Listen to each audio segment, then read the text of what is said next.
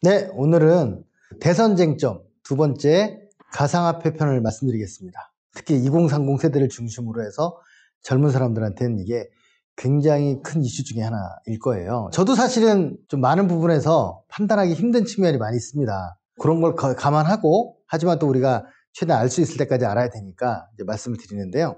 지금 이번에 4월 은성수의 난이라는 말이 있었습니다. 그 말이 뭐냐면, 금융감독위원장이 4월 보궐선거 고침해가지고 뭘 했냐면, 앞으로 실명 계좌 거래 신고를 의무화하겠다. 올해 9월부터. 그리고 내년 1월부터 가상화폐 수익에 대해서 세금을 부과하겠다. 20%. 뭐 그런 발표를 했습니다. 그래서 지금 대부분 비실명 가상계좌가 이루어지고 있고요. 이게 이제 실명 인정하고 세금을 내게 되면 어떻게 될 것이냐 하는 문제가 지금 이슈가 되고 있습니다. 특히나 이제 은성수 금융위원장의 그 가상화폐에 대한 시각이 지금 투자하는 것 자체가 잘못된 길이다. 이제 뭐 좀 약간 표현이 그렇지만 어른들이 이야기해 줘야 된다. 이런 말 해가지고 반발이 지금 많이 있습니다. 그리고 사고 팔 때 양도 차익이 있으면 세금을 내야 되는 거 아니냐. 그런 말을 지금 하고 있습니다. 그래서 떨어진 것을 책임져 주는 경우는 없지 않느냐. 그런 말이에요. 이게 좀 약간 옛날 주식하고 좀 비슷하게 가는 건데요. 우리가 집값이 오를 때 세금 내지만 집값이 떨어지면 세금이 줄어들지 세금을 안 내는 건 아니잖아요. 그런 문제처럼 예전에도 주식 같은 경우에도 주식 양도 차익 과세를 얘기하면 그런 말을 했거든요. 떨어지면 당신 책임질 거냐고 정부에 대해서 항의하고 하는데, 이건 세금이란 뭔가에 대해서 한번 우리가 곰곰이 생각해 보게 하는 겁니다. 그래서 만약에 떨어졌다고 보상해주고 이러면 이제 이게 굉장히 복잡한 문제가 생기겠죠. 투기냐 투자냐 이런 논쟁부터 시작해서, 여하튼 재산이 있는 곳, 소득이 있는 곳에 세금을 낸다라는 기본 원칙에는 이 말을 부합하는데, 문제는 이제 가상화폐라는 제도 자체를 어떻게 볼 거냐 하는 그 심각한 문제가 있습니다. 마음을 일단 이해를 합니다. 가상화폐에 쏠려 있는 2030 세대의 마음은 충분히 이해가 되죠. 왜냐하면 지금 뭐 달리 없잖아요. 뭐가 사다리를 올라갈 그 방법이 없기 때문에. 지금 보면 뭐 집값이 너무 올라서, 최근에도 제가 이 집값 관련해서 정부 당국에 의견을 낸 것이 뭐냐면, 아니 한 가구는 대출을 해줘야 되는 거 아니냐. 근데 이거를 더 똑같이 한 가구 해줘버리고 하니까 돈 있는 사람만 대출을 또 받는 거죠. 왜냐하면 100% 해주는 건 아니다 보니 그 영끌하는 사람들은 사실은 소수라는 거예요. 다수의 2030은 대출해줘도 살 능력이 못 되는 거죠. 그럼 이거에 대해서 어떻게 할 거냐. 그래서 지금은 그거에 대한 대책을 막 세우고 있는데, 아무튼 그런 문제들, 특히 제가 최근에 아주 분노할 일을 하나 발견했습니다. 제가 기재부에서 공공기관 평가단을 이제 하고 있는데, 모기지를 해주는 모 그 보증기관이 다세대나 전세에 모기지를 대출하던 게 85%였대요. 그거를 공문을 보내서 무조건 아파트를 50%로 올려라. 아파트가 겨우 10% 넘었는데, 그러니까 모든 대출이 아파트로 쏠리면서 다세대나 단독에는 거의 대출이 안 된 거예요. 어쩐지 저도 그 즈음에 집을 샀는데요. 전세 값이 너무 올라가지고 대출도 안 되고 해서 할 수 없이 집안 친척들 돈 빌려서 어쩔 수 없이 집을 샀습니다. 아마 그때 그쯤이었던 것 같은 생각이 드니, 갑자기 제가 심사위원으로서의 어떤 그 품위를 잃어버리고 갑자기 화가 확 치밀어 오르면서 막 어쩔 줄 모르게 되더라고요. 그래서 막 제가 이 티가 나가지고 딴 사람들이 좀 자제를 요청을 하기도 했었습니다. 근데 여하튼 그런 어떤 정부 정책이 부동산이라든가 그런 데 끼치는 영향은 막대합니다. 마찬가지로 지금 주린이처럼 코린이 뭐 이렇게 얘기하면서 우리가 굉장히 많은 투자를 하고 있잖아요. 근데 지금 이게 정부 정책이 어떻게 가는가에 따라서 앞으로 가상화폐의 운명이 아마 바뀔 것 같습니다. 이게 지금 화폐잖아요. 가상화폐라고 해도 화폐인데 문제 딜레마가 있어요. 이게 제도가 되면 화폐로서 자리를 잡는데, 그렇게 되면 규제를 받아야 됩니다. 세금을 내야 되고, 제도화가 안 되면 세금을 안 내고 규제를 안 받아도 되는데 대신에 굉장히 위험한 존재가 되죠. 그런데 꼭 국가의 공인을 받지 않아도 화폐는 많이 있었어요, 역사적으로.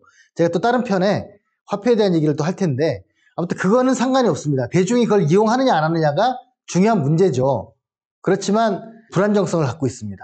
한 번에 큰일이 날 수도 있잖아요. 그래서 국가가 이걸 인정해 주는가가 굉장히 중요한 요소가 되는데, 근데 인정해 주기를 바라면서 동시에 규제나 세금을 내지 않을 경우에는 그럼 인정해 주지 않는 거죠, 사실은.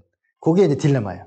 또 마찬가지로 이 정부 당국이나 아까 은성수 위원장 같은 사람들은 인정해 주고 싶지 않은데 어쩔 수 없이 인정해 준다고 했을 때 세금 얘기를 하는 거죠. 제가 볼 때는 이 딜레마에서 어느 합의가 있어야 될 것 같아요. 인정해주고 세금을 걷는 것으로 양자가 더 합의하든가, 인정해주지 않고 이대로 그냥 벼랑 끝으로 가든가, 두 가지가 있을 것 같습니다. 그래서 지금 잘못된 길이라고 흉내해놓고 세금만 매기자 지금 그런 반발이 있는 거죠.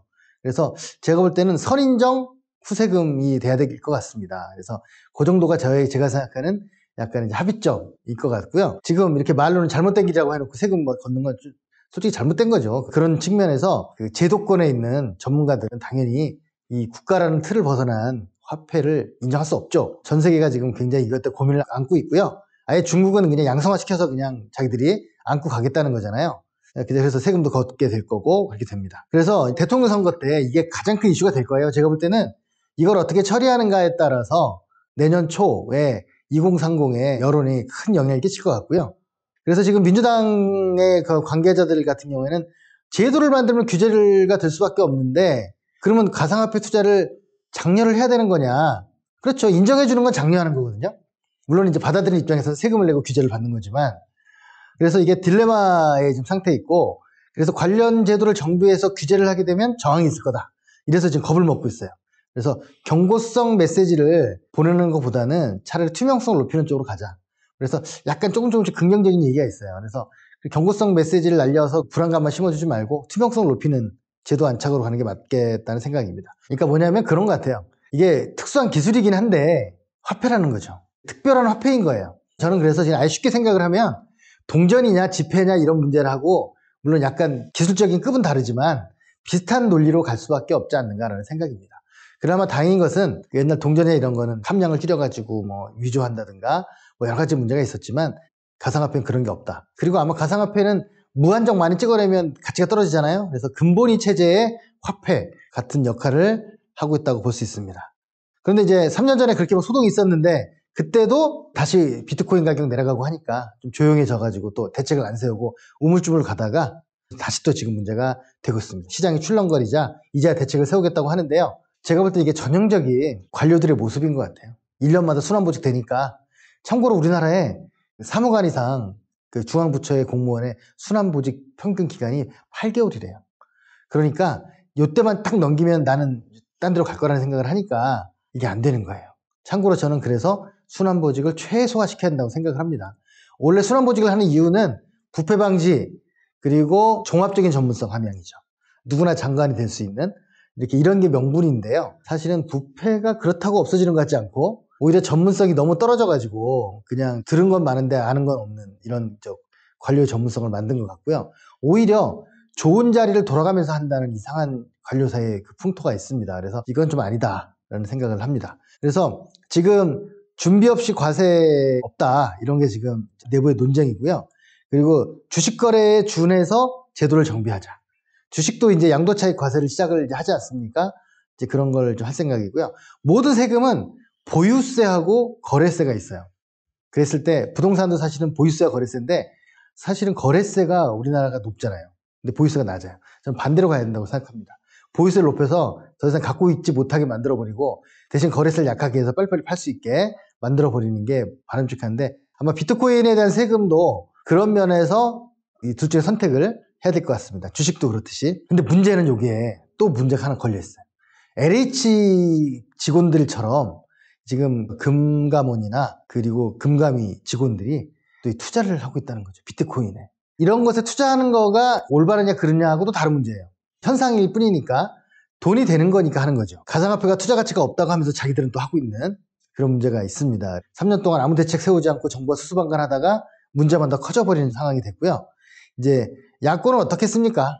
꽃놀이 패죠. 그냥 무능만 얘기하면 되는 거니까 그래서 엄포만 놓을 게 아니라 제도화를 할 건지 전문가와 논의해야 한다 뭐 이런 소리를 계속하면서 가고 있어요. 그래서 제가 볼 때는 여당이 이 부분을 제대로 빨리 어떻게 하지 않는 한은 굉장히 야당한테 밀리고 내년 대선에서도 굉장히 불리한 여건이 될 거라고 봅니다. 그리고 지금 이제 로또 당첨금 같은 경우에도 기타 소득으로 분류해서 세금을 내고 있거든요. 그래서 세금을 내는 건 어쩔 수 없을 것 같아요. 대신에 투명성과 거래 안정성 뭐 이런 것들을 보장을 해야 된다고 생각을 합니다. 현재 지금 가상화폐에 대해 양성화시켜달라는 국민청원이 13만 명을 돌파했다는 뉴스가 있습니다. 그래서 제 결론을 말씀드리면 제도화가 되면 가치를 지니게 됩니다. 국가의 어떤 보증이 있는 거죠. 그러는 대신에 규제를 받고 세금을 내고 제도화되지 않으면 규제는 없고 세금도 안 내지만 투기의 대상이 될 가능성이 있습니다. 여기서 만나야 될 것 같아요. 투자하시는 분들이 원하는 건 제도화를 원하고 투명성을 원하는 거니까 그거 해주고, 대신에 정부나 이 제도권에서 원하는 건 세금과 그리고 규제. 사실은 규제는 못 사게 구는 규제가 아니라 투자자의 안정성을 보장해주는 규제도 있거든요. 그래서 이거를 한번 같이 제도화와 규제, 세금을 같이 종합적으로 판단해 보았으면 합니다. 다음 대선 우리 어떻게 판단해야 할까요? 마치겠습니다. 구독, 좋아요.